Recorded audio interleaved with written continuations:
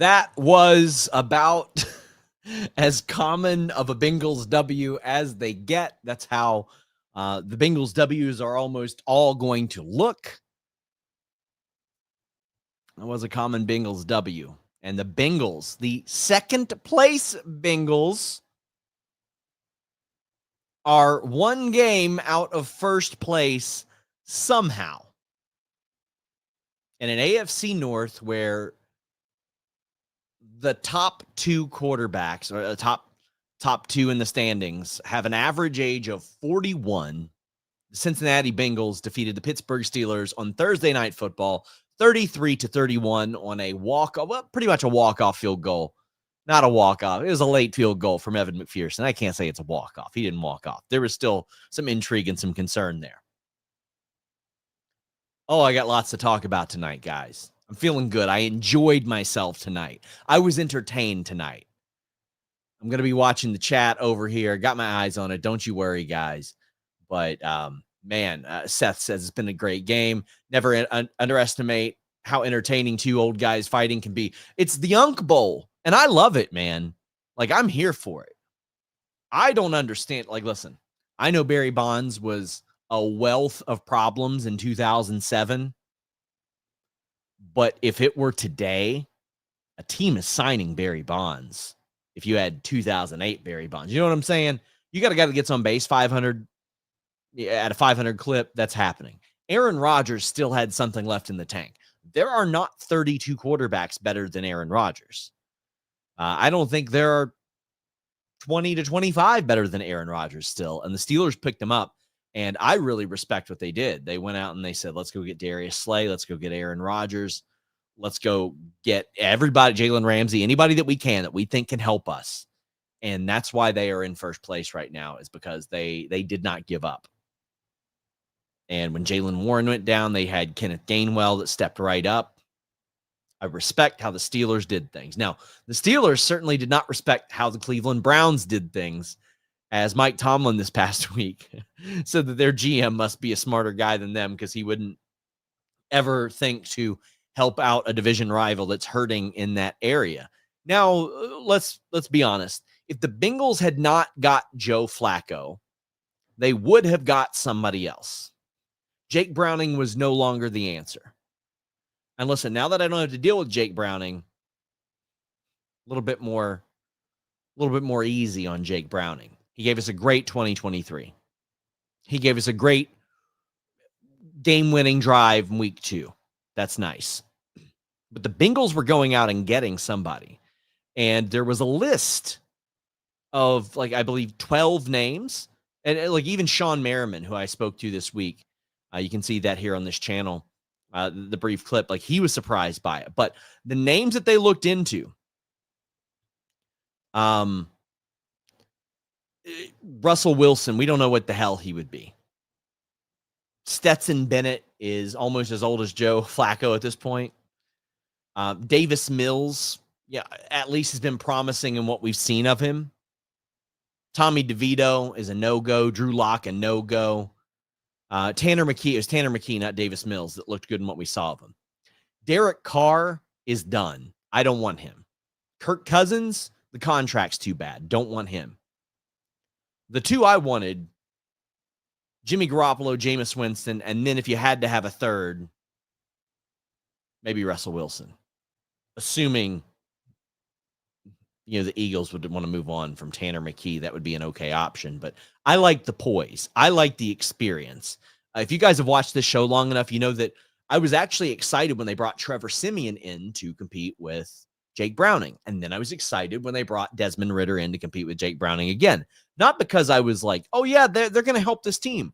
I just think you got to push a guy. You got to make him compete. And the Bengals have been making Jake Browning compete over the last 3 years. Just because he had that good 2023 does not mean that he is without competition. And that is one of the few things that the Cincinnati Bengals front office has done that I greatly respect. Seth says that was so good. It was good. It was a very fun game. Mike says, how you feeling, SRS? Joe Flacco leads the Bengals to a W. Just the spark the team needed. Hope they can continue the momentum. Well, the next game is against the Jets. The historically bad Jets against the historically bad Bengals defense. Will this be the game where the Jets go, okay, here's what we got, because we're going to still hang 30 on the Bengals somehow?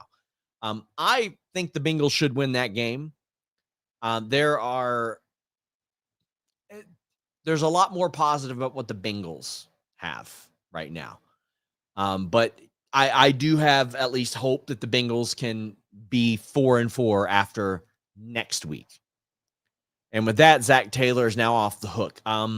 Yeah, he is a little bit. He's effectively off the hook for a while now. If they go and they lose 7-8 straight, then he's certainly not, because it's very easy to forget just how bad the last 3 games were, where the Bengals were averaging, even through this game, 0.3 points in the first quarter since Joe Burrow went down. That's pretty bad. Pretty bad. Josh Mansfield says, I'm a Browns fan. Hate our front office and offensive coaching staff so freaking much right now. No SRS will not join the dark side. They said it was the first quarterback to be traded in division mid-season in 50 years. 50 years, as Joey Phillips says. What a game. It was a great game. Solid win. Joe Flacco came out elite. I love the reference. Shocked your Bengals got the dub, says Haywood Wong. Buddy, I am too. The Icy Hot Bowl. Hell yeah, it was. But let's talk about this game. Let's talk about it. I can't go through all the chats right now. We'll get through them as they're pertinent. So the biggest thing that happened tonight was the run game. Chase Brown has been underperforming all season. Quite frankly, Samaje Perine has been outperforming him all year long. Even if the numbers don't necessarily reflect that, that's what happened. Samaje Perine's been outperforming him. Chase Brown has not had big breakout runs, and then he had a bunch tonight. He went 11 carries, 108 yards, 9.8 a carry, a long of 37. He had a couple that just really exploded. You had Samaje Perine, who rushed 7 times, 31 yards, 4.4 a carry, long of 9, but he was getting those first downs when you needed. And even though the stat sheet doesn't reflect it because he had 3 kneel downs, which shouldn't be counted, Joe Flacco took off running late in the fourth quarter in a play that very well may have decided the game, where Joe Flacco fakes a handoff and then just takes off. I could not believe it. The run game opened up everything else. The run game is why they had to take pressure off Jamar Chase, which led to Jamar Chase getting a Bengals record 16 receptions en route to 161 yards and 23 targets. It's why when they had to pay more attention to Jamar Chase as a result of the run game, T. Higgins, 6 receptions for 96 yards and a touchdown. It's why Yoshivas was able to break through and he dropped a pass, and I was honestly, if I was ready in that moment to be like, all right, we got to see what Mitchell Tinsley is. How bad is it with Jermaine Burton? Because he can't keep dropping these passes. Then he caught 3 in a row. Right to him. It's one of the reasons why Noah Fant was able to catch a touchdown and had some really great receptions. The Bengals threw really to 4 guys intentionally all game. Jamar Chase, T. Higgins, Yoshivas, and Fant. Gesicki's out. He's probably out for the season. I would suspect he's got a torn pec. It wouldn't surprise me if Gesicki is not back next year. I know he's like a favor to Joe Burrow, but he doesn't block. They picked up Gesicki off the heap. They picked up Hayden Hurst. They picked up all kinds of people off the heap over the years. And I think they've realized that's just the best method. And I don't know if Eric All will be back, but Noah Fant playing his ass off. Yoshivas really turned it around and helped sustain his wide receiver 3 spot. Jamar Chase showed why he is the best wide receiver in the league. T. Higgins showed why they extended him, and Chase Brown broke out. Now, for all the positives that I'm talking about Chase Brown right now, because let me tell you, I was ready to move on from Chase Brown. I was saying, let's see what Taj Brooks has. Let's get Samaje some more rushes. Fantastic. I want more of that. But I'll tell you what else I want more of. The offensive line, which, again, I have said in the past, like, you can't put that all on the offensive line, why Chase Brown had like 0.6 yards a carry, right? Because Samaj P. Ryan jumped in and had 4 or 5 a carry. So it can't be all the line. But the line stepped up tonight. And the line didn't just step up tonight. They stepped up last week too. Because what kind of games do you think Joe Burrow would be having if he got sacked 1 time last week and 2 times this week? Joe Burrow would have scored 50 points tonight if he only got sacked twice. Joe Burrow would have scored 50 points if he had Chase Brown running for 9.8 a carry. He could target Jamar Chase 16 times or target him 23 times. The offensive line really stepped up. Mims performed incredibly well against Watt. Risner miraculously stepped up and really opened that up for Chase Brown. Now, there was a play very early where Chase Brown dropped a pass, and it was like a 30-yard difference. Like, it was looking rough there. Like, he had open field, he could have scored. Like, it could have been really, really good. But the offensive line stepped up for the run. The run took pressure off the receivers.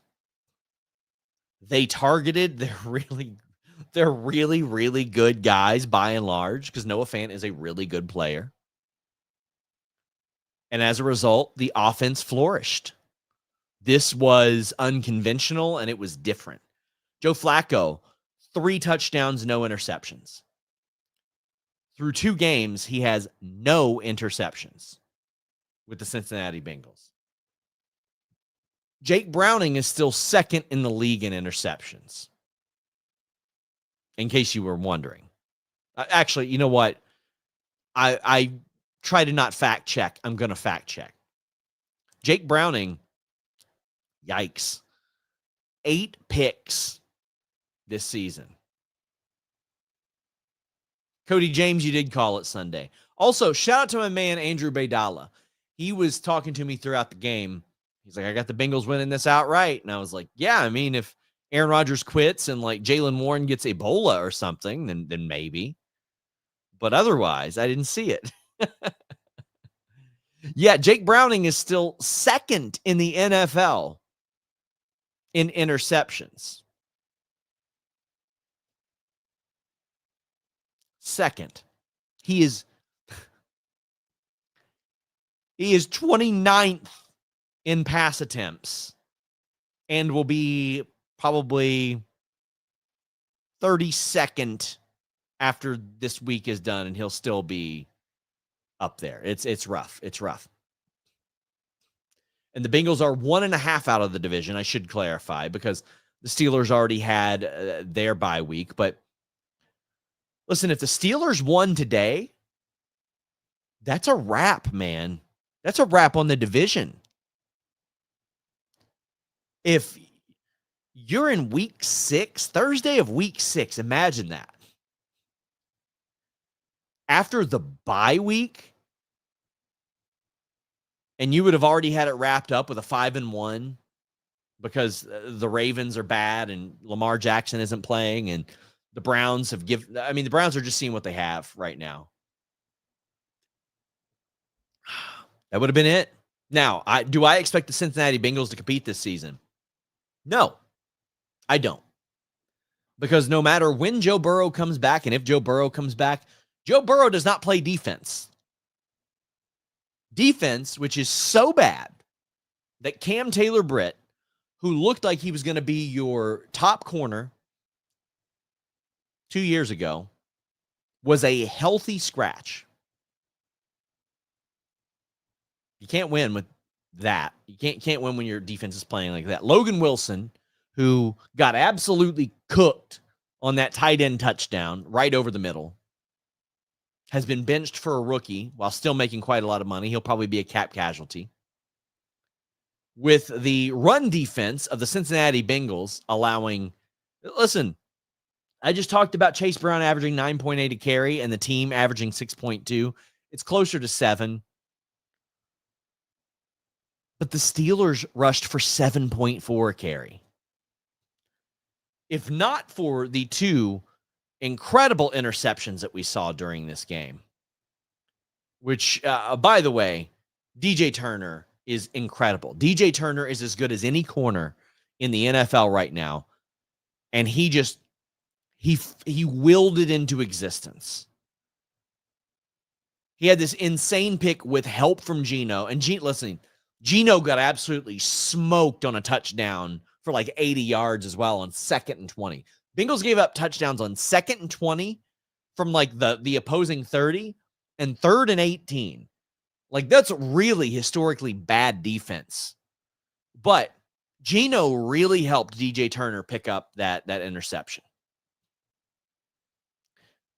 And Jordan Battle really forced it as well. I was surprised to see Hudson as a healthy scratch as well. The rest of the inactives really highlight just how bad the Bengals are at drafting. They're really terrible at it. They basically wasted their draft picks. Last year, they had 10 draft picks, and it should have been a way to set them up for the future. It should have been a way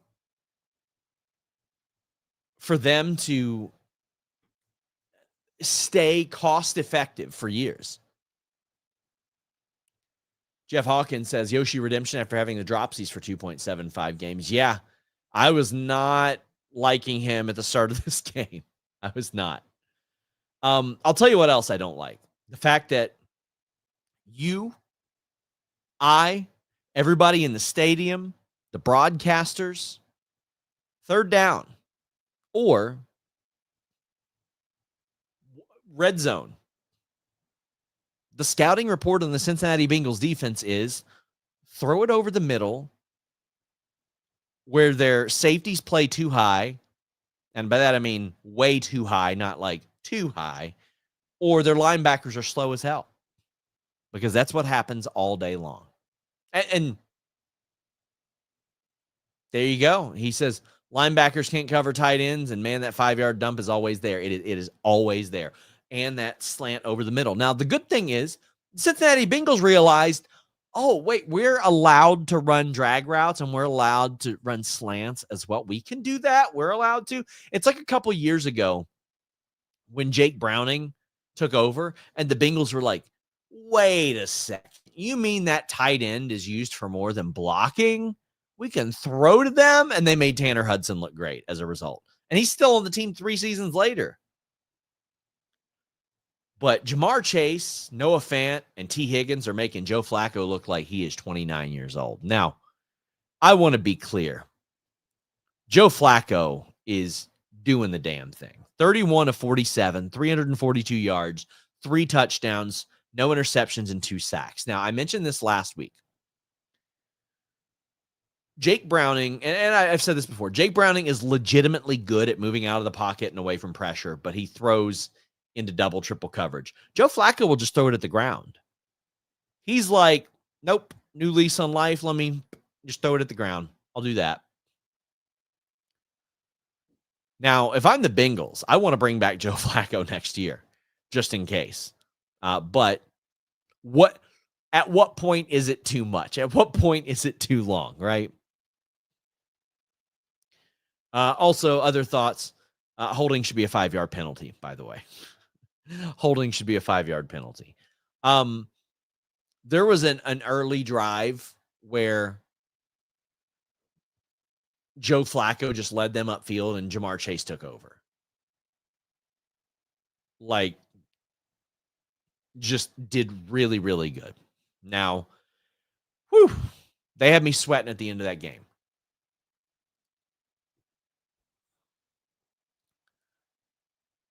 That timeout, the run on like 3rd and 12 or whatever that the crowd hated, I also hated. Now, it worked out eventually, but I'm like, man, the Steelers have all 3 of their timeouts.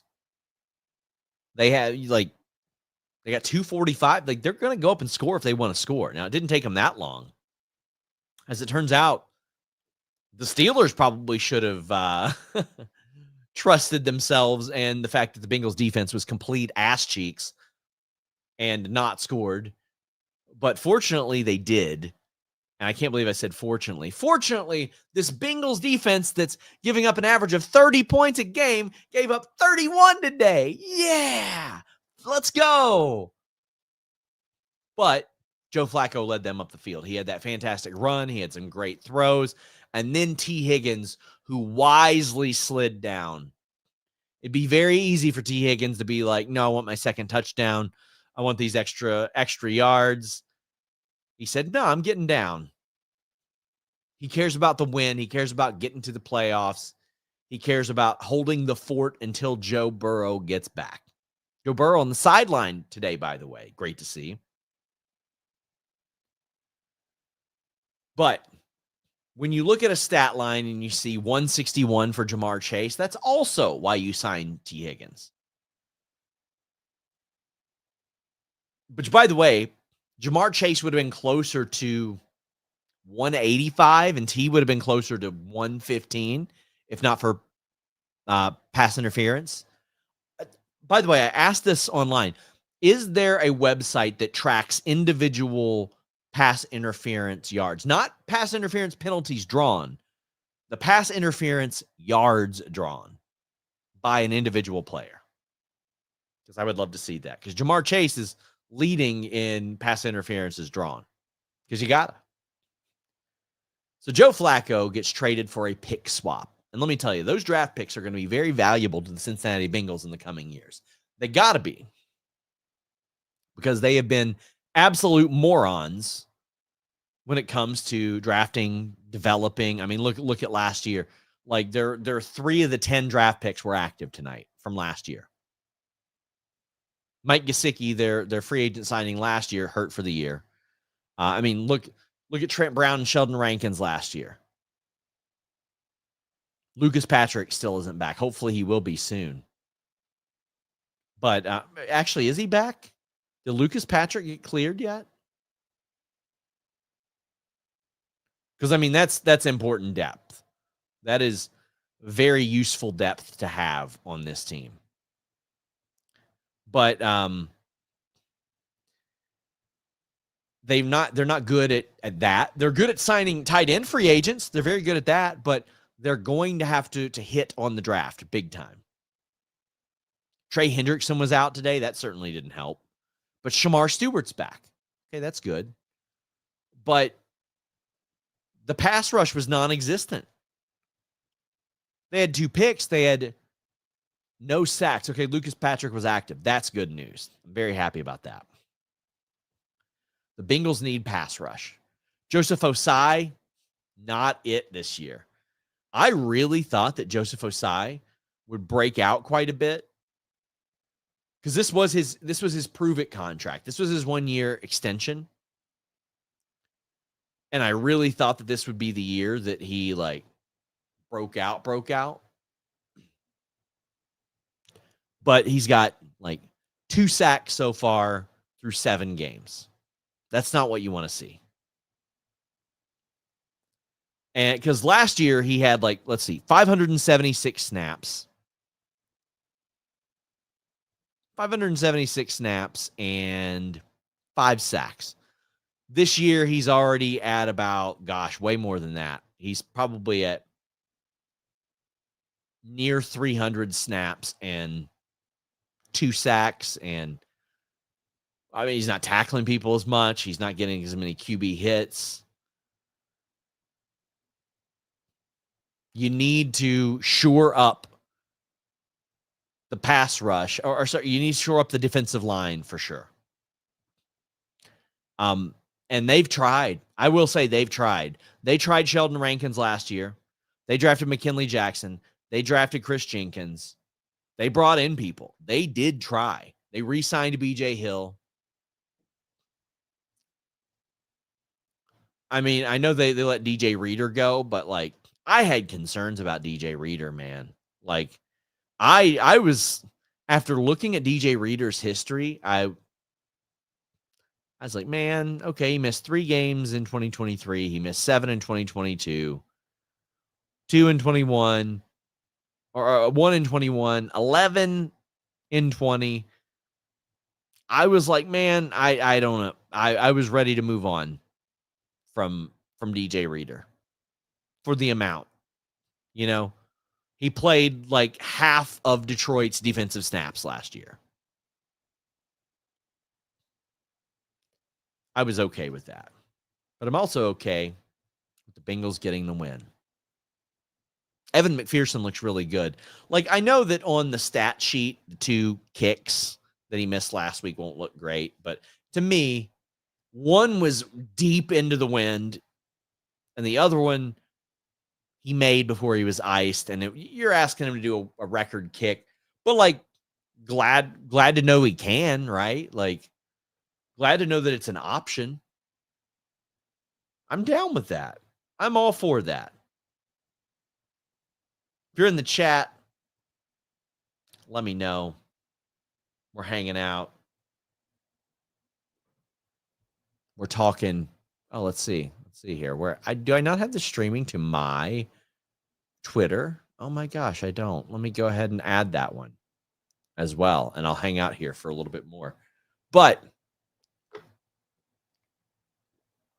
as a Lions fan, we could use DJ Reed now.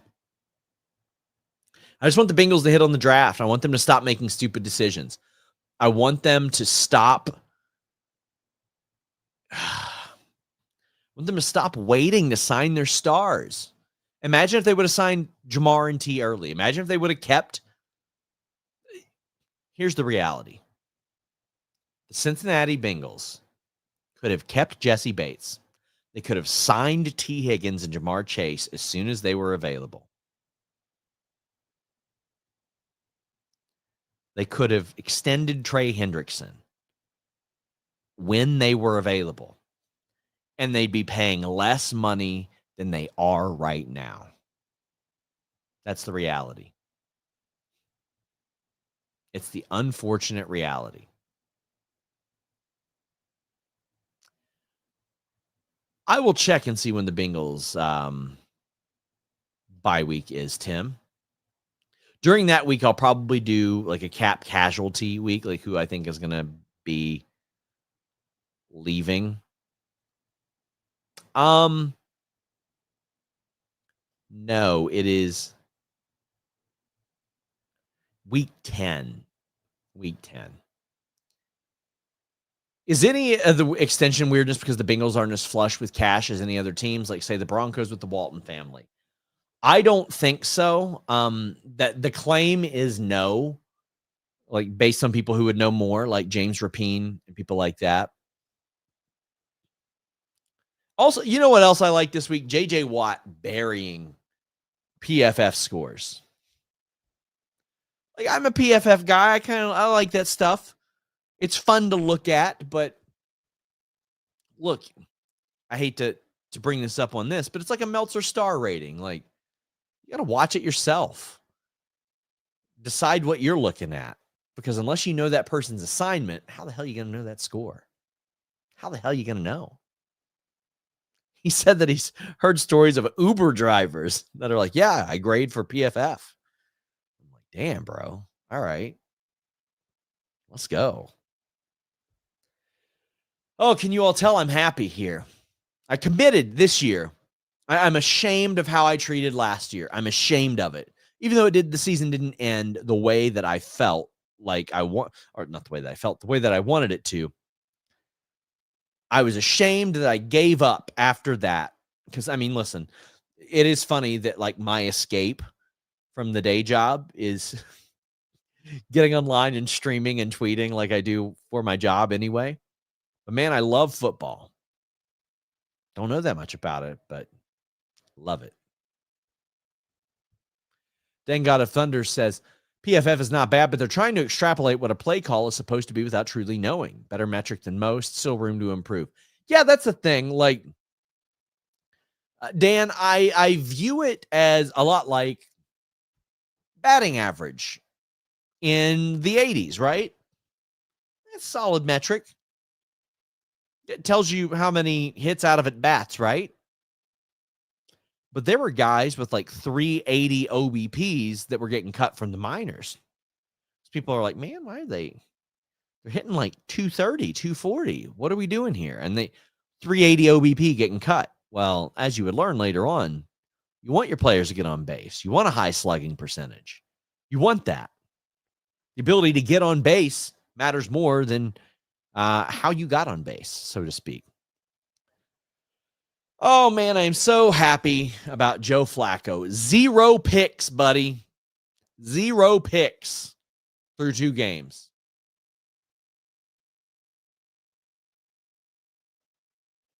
Let's see what Jake Browning's stats were through 2 games. Through 2 games starting this season. Woof. His stats were 3 touchdowns and 5 interceptions through his first 2 games this season. Now, he had that Denver game where he didn't throw a pick, but he also didn't throw a touchdown either. I was at that game. I'll be doing some stadium reviews, probably in the as off-season content and stuff like that, as specific videos. But if you are new to this channel, which, by the way, some of you are watching, quite frankly, most of you are watching on Twitter, on Twitch, on my Facebook, any number of those places, please go subscribe at Common Bengals W on YouTube. You can type in youtube.com and that little app, and it's at Common Bengals W. I've been posting actual honest-to-God videos on my channel of late as well. Now, I'm primarily like a live streaming platform, but some of the videos I have, my on-air reaction a couple years ago to Orlando Brown signing, myself and my good friend Sean Stewart, Crew Day, reviewing the draft. Jojo says, what's your Twitter account? At Common Bengals W. I've got me bullying Cleveland Brown fans that are in WWE. I got me confronting the former Baron Corbin, the Kansas City Chiefs fan, live on a stream, and former NFL star Sean Merriman spoke with me about the Joe Flacco trade ahead of his fight company, Extreme Lights Out Fighting. Now, I also have a bunch of shorts, and you might say, man, what kind of shorts you got, Sean? Well, I got toddlers racing each other. I got toddlers racing puppies. I was surprised that one didn't perform. I got people parachuting into Empower Field. I got all kinds of fun stuff over there on my shorts tab. Somebody says needs a collab with you and Malik Wright. Malik is a buddy of mine. I like Malik a lot. I would love to sometime. Again, I don't know the X's and O's of football. It would largely be me, a fan, shouting. But I just want to say thank you to everyone who tunes in and watches. Josh says, I'm surprised DIY didn't hit you with their finisher for you insulting the Browns to Gargano's face. I asked Candace LeRae if Johnny hated children. She goes, no, why? And I said, well, he's not here at the Boys and Girls Club, and also he's raising your child to be a Browns fan. So I can only assume that's why. Need a double stream with you and Greg Cherry. Maybe. Angelo Dawkins celebrating with us tonight. Love Angelo. I would love to have Angelo on a show as well. I'm going to start trying to make that happen more. I want to have my dude Jeff Hawkins on as well, since me and him and Charles can't go to a game this year. We the ones who spammed to Chase Higgins. What a concept. What the F was Browning doing? To be fair to Browning, they did not have a run game worth a heck or a hoot throughout that entire period. And when I say they didn't have a run game, they didn't have run blocking very well. They didn't give the ball to P. Ryan nearly enough. They did not have a lot helping him out. People knew that he was going to throw it because they also knew he was successful at throwing the ball, so to speak. But like, let me look at Chase Brown during those games. The Jacksonville game, he averaged 2.9 a carry. The Minnesota game, 0.3 a carry on 10 carries. He finally stepped it up in the Denver game, but that's just because Browning wasn't getting anything done. And then last week, 3.4 a carry. Or sorry, against Detroit, 3.4 a carry.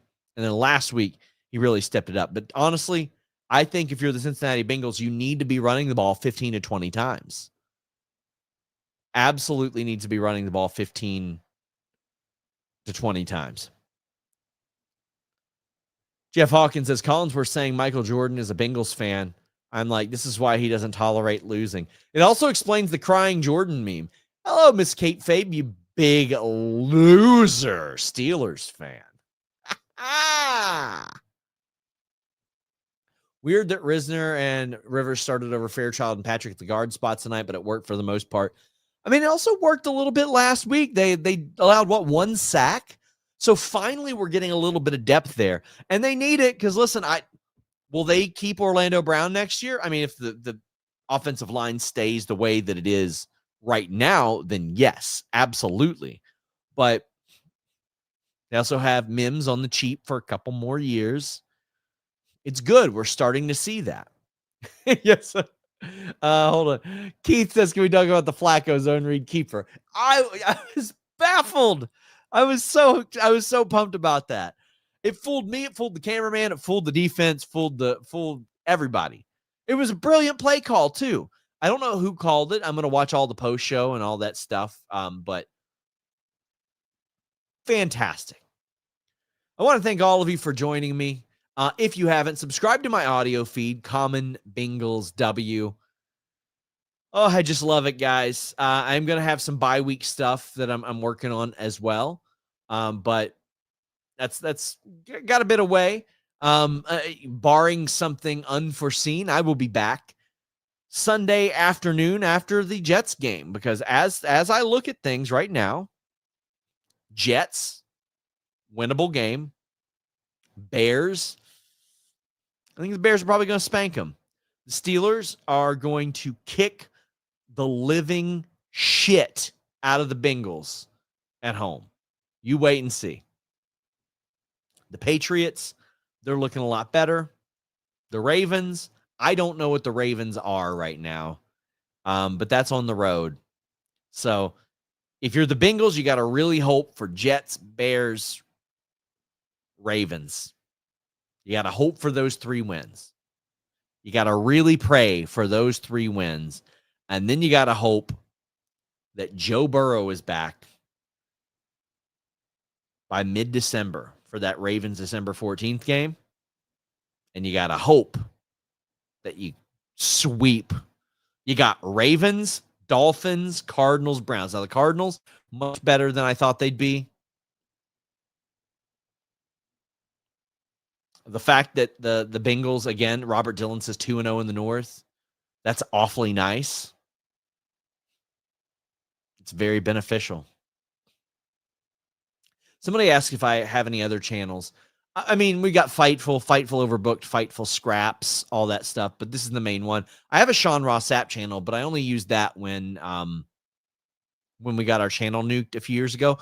I'll tell you what, old Listin' Ya Boy and old Fightful fans, if any of you are like OG Listin' Ya Boy viewers, our old producer Nigel, who worked at Jimmy's former company, I watched Roofman, the movie, a couple weeks ago. Really dug the concept. I wanted to learn more about the story behind it, so I typed in Roofman Real Story, and a channel called Crime Zone came up. It's our producer Nigel's channel with Jimmy's old business partner Luke, and it is one of the best crime channels on YouTube. Their videos have like millions of views. They've got hundreds of thousands of subscribers. It is a phenomenal channel. I've been binge watching it nonstop. It makes me so happy to see people that I worked with absolutely killing it. And I hit him up and talked to him about it. And I was like, hey, yo, I'm geeking out over your page, man. Because I'm a true crime junkie. I love that stuff. If I wouldn't have been in what I'm doing, I would have been in investigation or something like that. Oh, Keith, you've been tuning in since I was with Wrestling Inc. Always great content. I actually saw Raj at the Broncos game. I think he posted the picture. It was so funny. He was like, don't worry, I won't post it. Because he's afraid I'd get heat because he gets heat online. I'm like, dude, you're my friend. I don't care. I don't care what people think of my friends online over wrestling stuff, you know. But, and Jeff says, love Nigel. Jeff, go check out his channel. It is dope. It is Crime Zone. It is unbelievable. On my fourth Blue Bloods rewatch, need to watch the new Boston Blue. You know what I watch at night while I'm working to kill time? Crime dramas like Lincoln Lawyer and stuff like that. I like stuff like that. So if you all have any good recs, tweet me at Common Bengals W. But I'm hopping off here. Your boy, I'm feeling a little bit better. I got to go get a little workout in, man, in my home gym. Got to get it going. Thank you to everybody who joined me. Until next time, we're out.